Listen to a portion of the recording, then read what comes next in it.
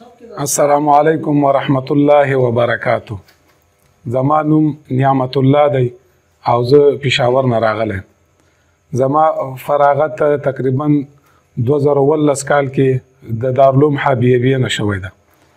فراغت نه وروسته زما الحمدلله 15 کاله تدریس وشو او دغه 15 کلونو کې زه د دارالعلوم تتاجابات په نوم باندې په پېښور کې یوه مدرسه ده، د هغې زه په خپله اهتمام مهتمم پاتې شوی.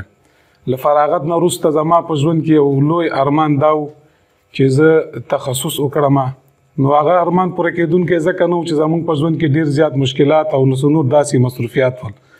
خو الحمدلله یو څه میاشتې مخکې یو چا راته دغه ادارې نه عالمي مجلس مفتیان کرام په زیر اهتمام لاندې چې کوم آنلاین تخصص ده، نو چې دې نه کله زه خبر شوم، نو ابتدا کې چې مونږ کله د داخله وکړله نو ما داسې فکر کاوه چې دا به آنلاین به څنګه استفاده وکړو او د آنلاین به مونږ ته څنګه فایده راورسېږي په دې تخصص کې. خو چې کله زه دلته راغلم او د کار شروع وشوله، الحمدلله زما د ګمان او د فکر نه څو چنده زیات پکې خوشحال یم.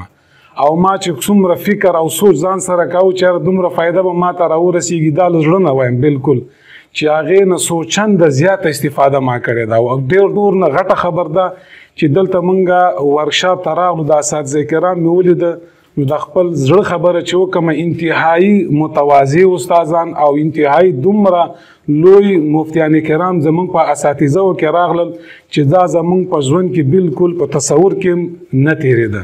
اوس چې دلته راغلو د 3 ورځې ورکشاپ وسو، دې کې خو انتهایي زیات فایده په دغه کې مونږ ته وشوله چې بالمشافهه اساتذه کرامو نه مونږ څه زده کړل.